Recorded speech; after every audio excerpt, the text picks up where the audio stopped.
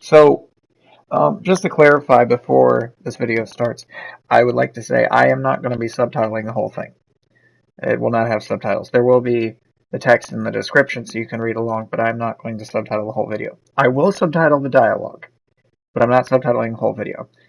On my last video, it took me 3 hours plus to subtitle the whole thing, and this story is about twice as long.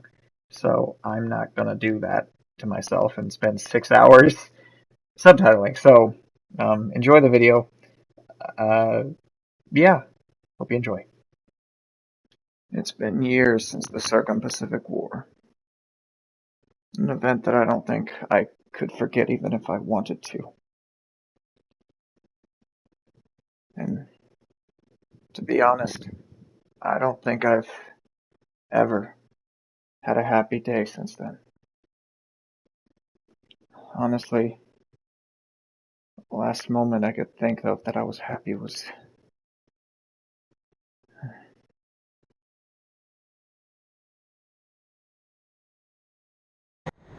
I'm proud to be able to fly like this. This is a ceremonial flight. Watch your manners, kid. Everyone, form up and don't stray apart from each other. Okay, Blaze? Yeah, of course, no problem. Great. Let's begin.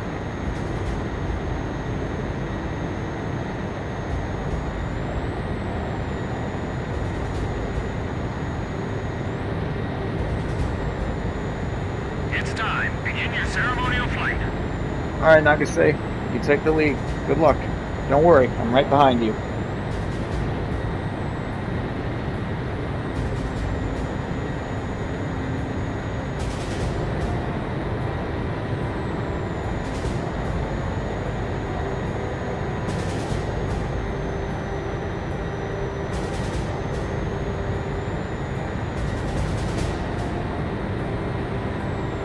Nice, kid. We look great. You're doing just fine yourself, Chopper.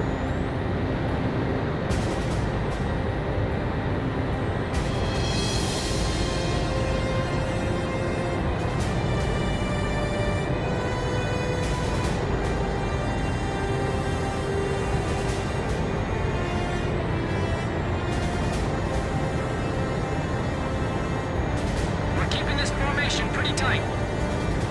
Roger that. Ed, you're doing a fine job. Keep it up. Alright, get ready. Start rolling.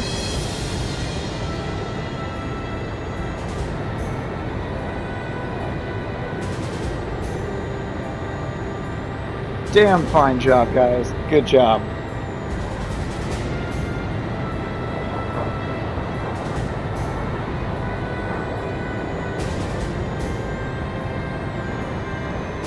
We're flying beautifully. Keep it up. Sorry, I gotta do this. I'm gonna do a little flyby. Wish me luck.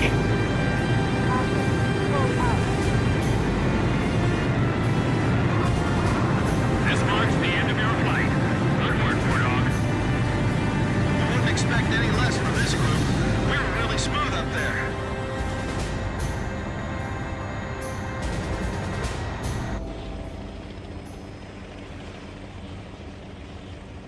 People of Osea, please lend an ear to this broadcast. As your vice president, I stand here on behalf of the president of Osea. Listen to your fellow country, cheering before me. They are filled with anger against Yuktobania, and they swear that they will not drop their weapons until Yuktobania has surrendered. Now, I ask you to listen. Listen to their cheers! Ah, great. Here comes the thunderous applause. Cut the chatter, Chopper. That's the Vice President talking.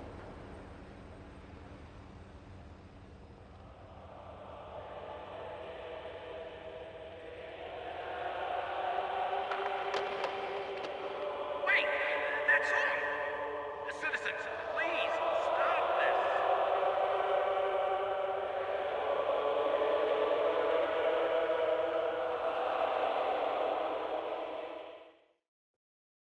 Of course, the last moment I enjoyed.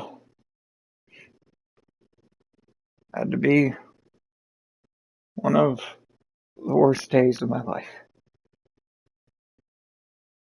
I can still hear my squad mates from that day.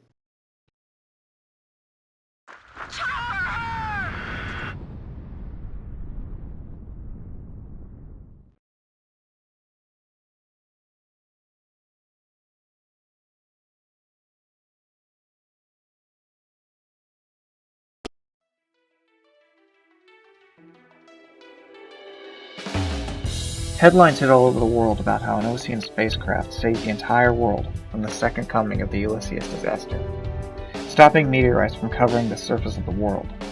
When it arrived, the astronauts were hailed as the world's saviors, and almost worldwide recognition, though some chose to keep their identities hidden. However, behind the story of heroism and bravery lay the sad truth of those who lived in the stratosphere. The spacecraft had been in space for several years, prompting constant maintenance and safety checks for all pilots. And as if that wasn't enough, some got by unscathed. Others weren't so lucky. At an Ocean hospital, dozens of reporters who heard a pilot was at the hospital likely had some information to go for some quick cash. They surrounded the front of the hospital and attempted to get a scoop of the story. An article or book on the pilot could make them millions. However, the hospital was forced to turn down, as they were ordered by the Ocean Space Organization to respect the pilot's solitude and recovery process. Some were able to get inside, but were turned down by the desk. "If you'll let me through, I'll give you a 25% cut of the money I make. Just give me a name and room. I swear I'll make a deal." "Screw him. I'll make it a 30% cut. I can guarantee the company I work for will sell more too." Reporters constantly shouted and begged people at the hospital to let them go, and constantly bid each other to give a better deal. So many offers were made, some may have actually been genuine. Suddenly the crowd's tone shifted, and their voices began at the back. "Hey, what's with the fancy uniform? Hey, don't push me! What do you have the right to— Hey!" Suddenly 2 men pushed to the back of the crowd of reporters. Angrily, they were demanding answers, but neither responded, as the security at the front gate personally greeted them and let them pass through, before opening the doors to the front. "I admit it's a very nice feeling pissing these people off." The officer spoke, trying to make light of the situation, but the man he was with didn't hear him, looking down at the floor, thinking about what to say. 3 hours earlier. Waking up to the sounds of birds chirping with the sun would be a fine sight for anyone, until a phone call ringtone interrupted the peaceful outlook. But that was the least of the issues present, rather what was told over the phone. "What? Where was she headed?" the receiver of the call yelled out. "She's being kept at General's Hospital in Alred. She has the best doctors treating her. I can get you in if you wish to see her." "But when can I today?" "I figured you'd say that. I'll meet you at the hospital at 12 o'clock. Be ready. I'll send you the address. Dress nicely, and I can find you." "Thank you. I never got your name?" "Warrant Officer Hector Lumen. Just call me Lumen." They pushed through to the hospital, both meeting at the front parking lot. Their status as high-ranking officials, as well as calling beforehand, allowed them passage through. "She's in here. Take as much time as you need." One of the doctors spoke, bowing his head as he moved aside. "What the gentleman said. Take as much time as you need. I'll wait for you in the lobby." Hector finally let him go before leaving, the doctor walking alongside him. "How long have these people been bothering the hospital?" Hector asked the doctor he walked with. "All morning. To make matters worse, people who genuinely need help have to barrel through mountains of reporters to get inside.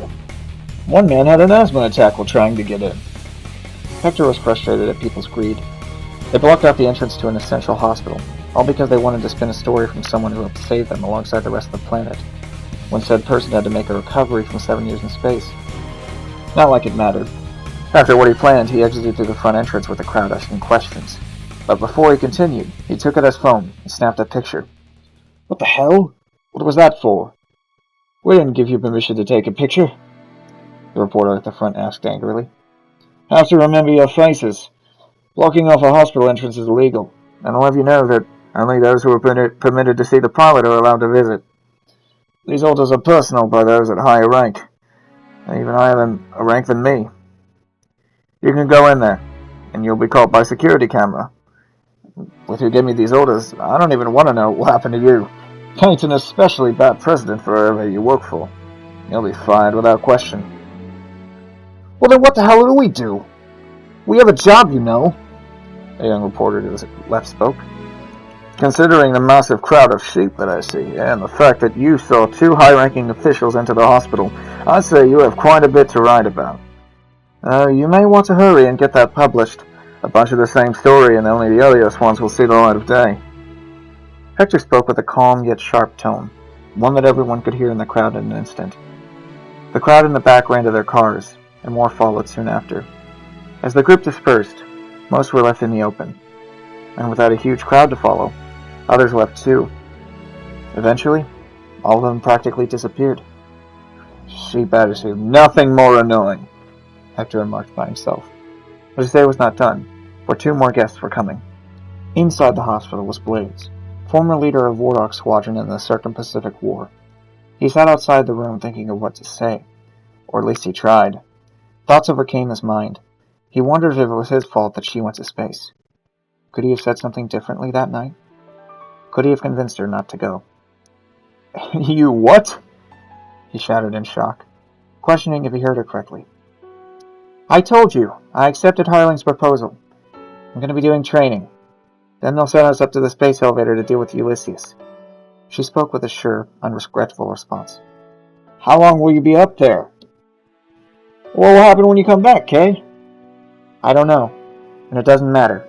They need me on the spacecraft, and I'm not about to turn it down now. It's too late for that now. She spoke, as she prepared her things getting ready to leave. She was going to stay in an academy for space travel before being launched. She didn't tell them that she accepted. You've always been like this. Say that again? I said you've always been like this. Trying so hard to bring peace even when it's unrealistic, or wishful thinking. The only thing that matters to you is peace. Does anything else matter to you? He raised his tone. You could have said no. Someone else could, Blaze. He stopped upon hearing that name again. The very name he was called back in the war 2 years ago. The war that haunted him in Nagasaki. All this time they tried to forget the war, and all that happened in it. But neither of them could. And they both struggled to work through it, and grew apart as a result. This job of sending her and others to space was the straw that broke the camel's back. Somebody else can go up there instead of me, but to tell you the truth, I miss it. The sky, I miss having a purpose. I even miss the days where the only thing that mattered to me wasn't just peace, but the flight lead I swore to protect. With those words, both of them were silent. I could say more, but maybe they should. But they didn't have the will to carry on. Not anymore. With that, she left. Not even a final goodbye.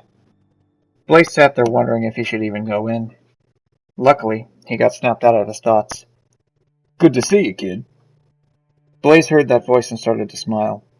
To his right, Marcus Snow and Hans Grimm, 2 of his most trusted wingmen.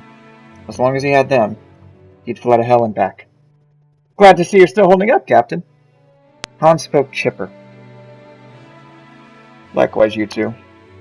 Come here. With a happy expression, he wrapped his arms around the 2 of them. The 2 briefly played catch-up on recent events, before Marcus addressed the elephant in the room. The 3 of us should go in together. Marcus broke the silence. Before they could say anything, he opened the door, and they went inside. Upon going inside, though, they saw as Kay simply stared out of her room window. Captain Nagase? Marcus nudged Han in his hip. Kay finally looked to her right, to look at them. She tried to crack a smile, but it was short-lived given her situation, and upon seeing Blaze again. Are you feeling alright? Marcus asked. A bit better, but... Nagase looked at the ceiling and looking towards the sky again. Being in space for a prolonged 7 years had ill effects on my body. Paralysis from waist down, and possible radiation absorption, she replied. Blaze's heart sank as did the other 2. Hans quickly attempted to change the subject. I have to ask, how was your journey in space? He asked, hoping she went along with it.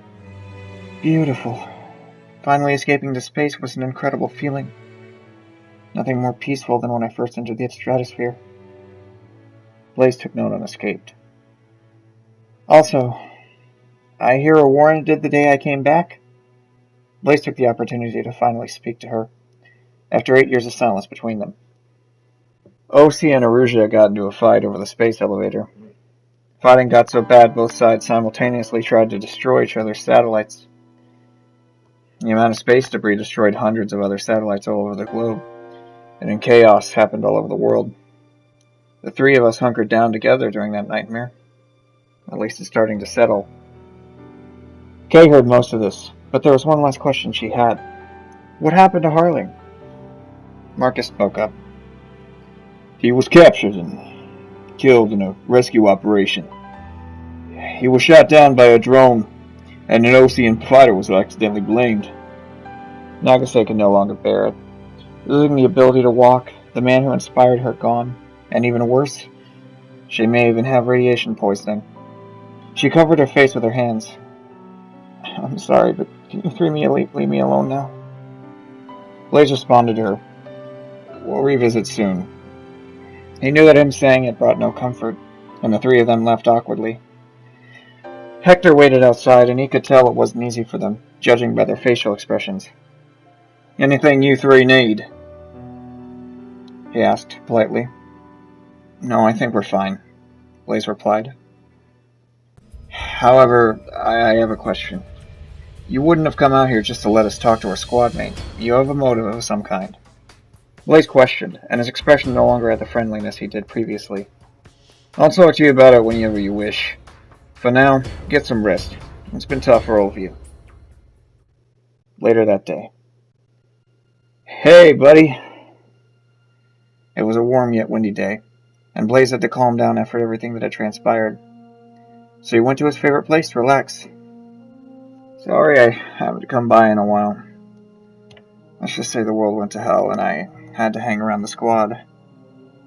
Oh, Kay came back from a mission finally, but he breathed in to try and keep himself collected. You know, I thought I'd be happier having her come back from being away from Earth for 7 years, but even with her coming back, the squad feels further apart than ever. Your comedy's the thing I miss the most, you know. In front of him was a perfectly carved gravestone, reading Alvin H. Davenport. Pilot, hero, friend. This cemetery served as a memorial for those lost in the Circum-Pacific War. Chopper was especially remembered for sacrificing his life by crashing his disabled plane away from civilians when his ejection seat failed. I hate to say it, but life feels empty. Without having a squad to care about, I know it doesn't sound right, but he thought back to that night he spoke to Nagase before she left. Maybe she had a point. Not being able to live without a purpose. Lord knows these years have proven that. Hey kid, you there? Blaze turned around and saw the other side for sore eyes. Over a decade and you still call me kid? When are you not going to? Captain Jack Bartlett, Blaze's former teacher and squad leader, a man whose capture forced Blaze and co. to quickly adapt to the war and piloting tactics, and giving Blaze a swift responsibility. However, after being captured and immediately escaping, he successfully ran a resistance group in Yuktobania, and managed to thwart Belka's plans to perpetrate the war. Till the day I die. You here to visit the dead? Yeah, I suppose so. Same with you, imagine? Actually, I figured you'd be here. Hector, was it? He wished to speak with you. Though we wanted you to take as much time as you need. Blaze looked behind Bartlett to see Hector standing by a black car. Blaze looked back at the gravestone memoir of one of the closest to him, not only but him to the rest of the war dog. Looks like I have to go. See you soon, Mother. With that, he walked off, promising he'll return, hopefully with something better to tell. As he met Hector at the car, he simply asked, What do you want? Getting straight to the point. Alright, no bullshit. Are you willing to get back into the air? Hector spoke. Better be a good reason why, Blaze responded. As you know, the Grey Men were involved in the setup of the Circum-Pacific War, after which the country at Belka finally disbanded the Grey Men. But even now, we still have an unknown amount of high-ranking officials, and former members are still stirring the pot. Last war, they supplied a radical Erusian group, which fueled them to start a war with Osea. and this war caused satellites to be destroyed and caused a worldwide panic. After the war, Osea finally got off its ass and shut down the company, but not before Belka moved many of its assets to South Belka. So Osea had enough. They planned to annex Belka. Let me guess, and you need my help. You don't have to accept, or accept immediately. Belka must atone for their crimes. They've been let off far too easy for far too long, and we intend to put a stop to them for good. The two Ocean Wars, the 98 Usean Uprising, even having a small hand in a world with no boundaries, they had many chances to simply stop, but never did. Now they must pay the price. I only ask one thing, and I'll think about it. I need the rest of my squad, and I refuse to fly without them. Well, Hector began to reply, if you say yes, I'm positive they'll follow. I've read the documents surrounding the Rosgray Squadron, and simply put, your squad mates are the type too loyal to leave their squad leader to fight with others. And you are the same. If I get one of you to accept, the rest will join alongside one another. Blaze looked Hector directly in the eye. Like I said then, I'll think about it. Hector waved at Bartlett, who was returning from the cemetery. Hector opened the backseat door. Wish for a ride home, Rosgreaves?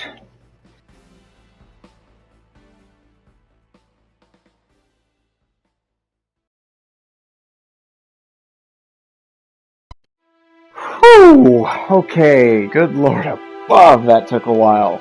So, yeah, remember when I said that was only gonna subtitle dialogue? Well, the chapter was twice as long, and there was also twice as much dialogue.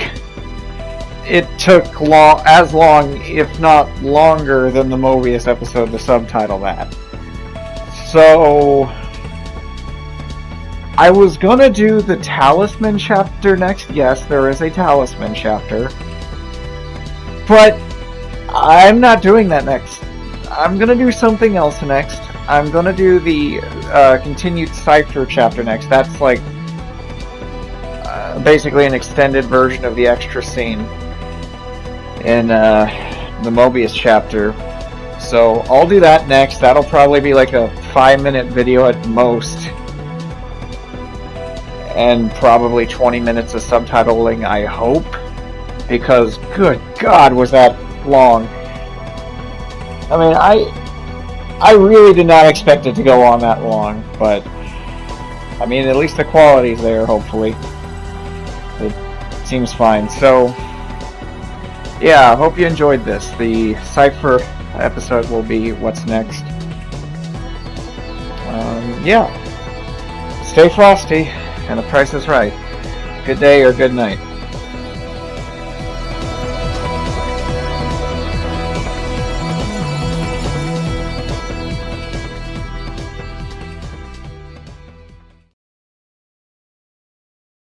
And also, special note to AJ, when you write your next thing, and Hector's speaking, or somebody has like a long monologue, please chop it up. You're doing good, but for God's sake, there were multiple times where Hector would just go on a paragraph-long tangent, and it was just awful to split up. Not only that, but most of them weren't even chopped up into sentences. So, AJ, please make more sentences. Like, write a sentence, send the message, and then write the next sentence. Please stop making paragraph-long sentences. It's very difficult to subtitle, and that's one of the reasons this was such a hard video to make. So, that's all I have to say. Again, you're doing a good job, it's just it was very hard. Anyway, see you later.